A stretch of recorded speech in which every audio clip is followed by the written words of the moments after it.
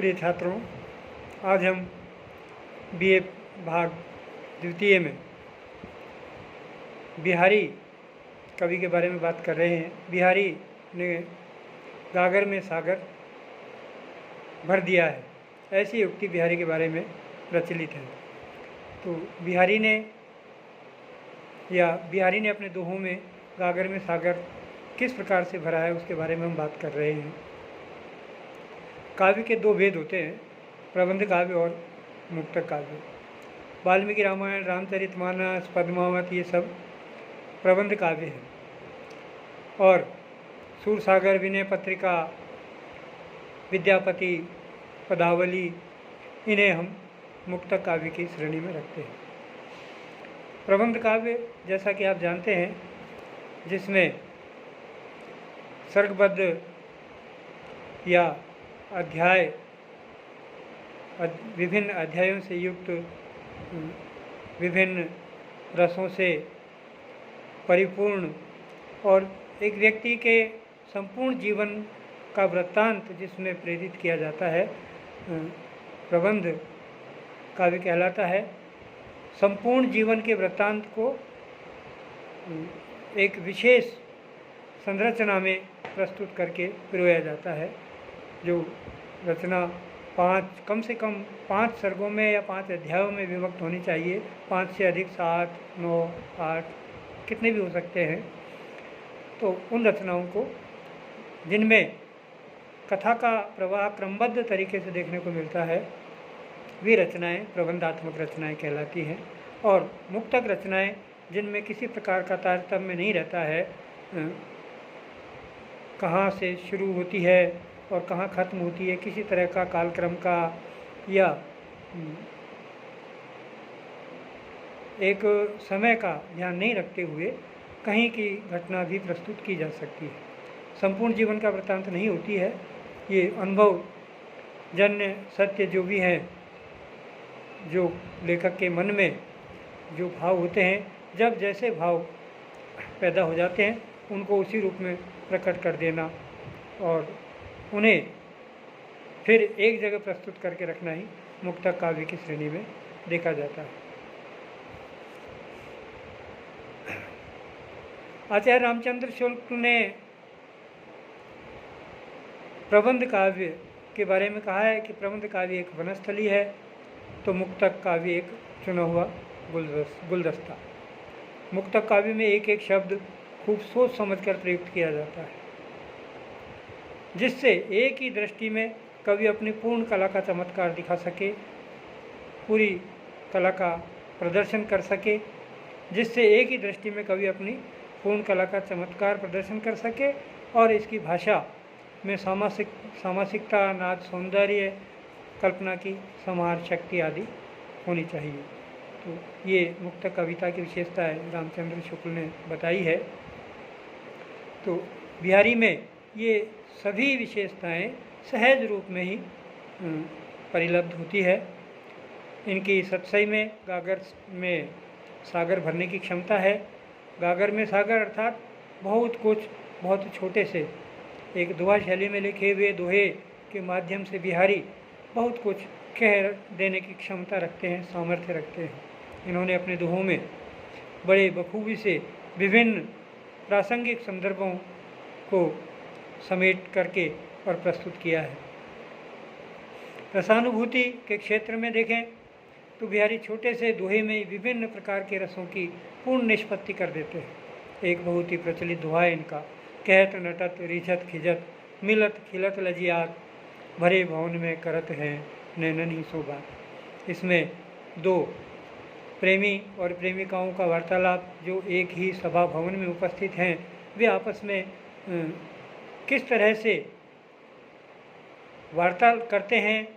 वार्ता मौखिक नहीं, वाचिक नहीं, अपितु हाव भाव के माध्यम से उनमें किस तरह का बात होता है। एक कुछ इशारों में कहता है, दूसरा इशारों में उसका जवाब देता है, मना कर देता है, फिर उसके मना को भी स्वीकारोक्ति समझ करके नायक है वो प्रसन्न हो जाता है। उसकी प्रसन्नता को नायिका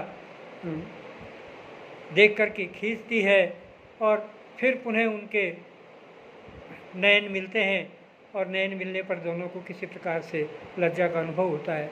इस प्रकार से वे किस तरह से आपस में एक दूसरे से बात करते हैं, तो एक छोटी सी दोहा शैली में आँखों ही आँखों में, नैनन ही सो बात, आँखों ही आँखों में किस तरह से वे एक दूसरे से बात करते हैं, उसको बड़े ही रसोद्रेक में यहाँ रति भाव, स्थायी भाव के रूप में आलम्बन, उद्दीपन और अनुभवों के द्वारा उद्दीप्त हो रहा है। ये एक छोटे से दोहे में देखने को मिलता है। तो इस तरह इन्होंने बहुत सारी प्रवृत्तियों को, बहुत सारे भावों को एक दोहे में किस तरह से प्रस्तुत कर दिया है, ये गागर में सागर भरने के समान ही दृष्टिगोचर होता है। व्यंजना का चमत्कार भी इनके दोहों में देखने को मिलता है। व्यंग के माध्यम से मुक्तकों में चमत्कार आ जाता है। व्यंग और उक्ति वैचित्र्य बिहारी की बहुत बड़ी विशेषता रही है। ये व्यंग में और उक्ति वैचित्र्य के माध्यम से बहुत बड़ी बड़ी बातें कह देते हैं। जैसे नहीं पराग नहीं मधुर मधु, नहीं विकास यही काल, अली कली ही सो बंध्यो, आगे कौन हवाल। महाराजा जयसिंह, जयपुर के राजा महाराजा मिर्जा राजा जयसिंह द्वितीय के शासनकाल में उन्हें अपने राजधर्म सिखाने के लिए जब महाराजा जयसिंह अपने राजधर्म से विमुख हो गए, उन्होंने नई नई शादी की थी और उस शादी के बाद में वे अंतःपुर में राजमहलों में ही होकर रह गए थे और उन्हें सामान्य शासन प्रशासन की कोई खोज खबर नहीं ली उन्होंने। तो उसे याद दिलाने के लिए बिहारी ने उन्हें यह दोहा लिख करके भेजा और उसमें उन्होंने स्पष्ट किया, बड़े उक्ति वैचित्र के माध्यम से, व्यंग के माध्यम से उन्होंने इसमें कहा है कि नहीं पराग नहीं मधुर मधु। एक भौरे के रूप में महाराजा जयसिंह को चित्रित करते हुए कि हे भ्रमर, अभी तो यह कली है, अभी कली पुष्प पूर्ण रूप से नहीं बन पाया है, अभी वह फूल पूरी तरह से विकसित भी नहीं हुआ, अभी तो कली ही है। और आप जब कली से ही इतना प्रेम करोगे, इतना कि कली में बंद होकर पड़े रहोगे, कहा जाता है भ्रमर है, रात्रि को भ्रमर की जैसी प्रवृत्ति है, कमल के फूल में जाके बैठ जाता है और शाम को कमल अपने कपाट बंद कर लेता है और रात भर उसी में पड़ा रहता है। तो इसी तरह भंवरा को ये कहा गया है कि वह कली के पास में ही पूरी तरह से समर्पित भाव से वहाँ रम जाता है। तो वही बात ये महाराजा जयसिंह को बताते हैं कि अभी पूरी तरह से कली खिल करके फूल भी नहीं बनी है, पुष्प के रूप में भी पूरी तरह से प्रस्फुटित नहीं हुई है। अभी यदि उनसे बंध जाओगे तो आगे फिर तुम्हारा क्या हाल होगा। महाराजा राजा जयसिंह बड़े ही विद्वान व्यक्ति थे, उनके इस भाव को वे समझे और तुरंत ही रनिवास छोड़ करके राज दरबार में उपस्थित हो गए और सामान्य शासन को उन्होंने संभाल लिया। तो इस तरह की शब्दावली, इस तरह के माध्यम से ऐसा ही एक और वृतांत देखने को मिलता है जिसमें दिल्ली के शासक ने जयपुर के शासक से मेवाड़ के शासकों पर युद्ध करने के लिए उनकी सेना को सहायतार्थ ये भेजने के लिए आग्रह किया और राजा ने उसे स्वीकार कर लिया। जब राजा ने स्वीकार कर लिया तो कवि, प्रबुद्ध कवि को यह बात उचित नहीं लगी और उन्होंने इस बात को भी उक्ति वैचित्र के माध्यम से, व्यंग्य के माध्यम से राजा के समक्ष प्रस्तुत किया और उसमें इन्होंने लिखा कि नहीं स्वार्थ सुकृत न श्रम रथा, देख व्यंग विचार, बाज पराए पाने पर तू पंछी न नुमार।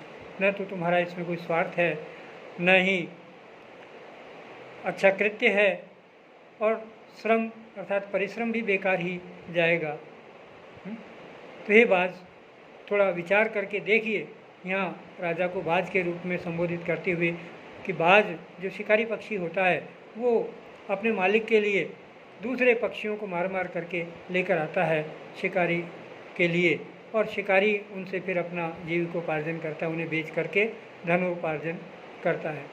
तो यही बात उन्होंने एक संकेत के माध्यम से राजा के समक्ष रखी, जिससे उन्हें अपने राजधर्म के बारे में जानकारी मिली और उन्होंने तुरंत ही अपना फैसला बदल दिया और जो अपनी सेना थी उसे अपने ही देशी रियासत दूसरे रियासत के राजाओं के विरुद्ध प्रयोग में नहीं लेने के लिए उन्होंने दिल्ली दरबार को संदेश भेज दिया।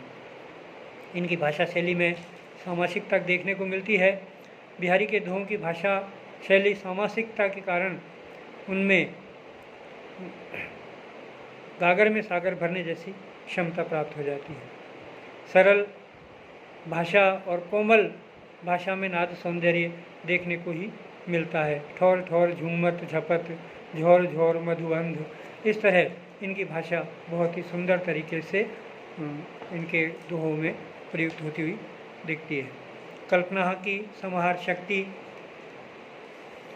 इनके काव्य में मुक्तक का जो प्रयोग हुआ है वो कल्पना को साकार करने की शक्ति प्रदान करता है। छोटे से छोटे दोहे में बड़ी कल्पना को जीवंत कर देना ही उनकी विशेषता रही है।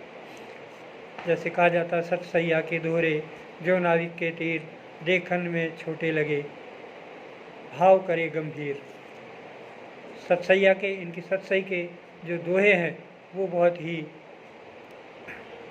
गहरे अर्थ देने वाले हैं, जैसे नाविक के तीर होते हैं। नावक कहते हैं मधुमक्खी को। मधुमक्खी का जो डंक होता है, मधुमक्खी के डंक के समान छोटा सा डंक होता है, लेकिन उसमें जहर होता है, उससे जो दर्द होता है वो बहुत ही भयानक दर्द होता है।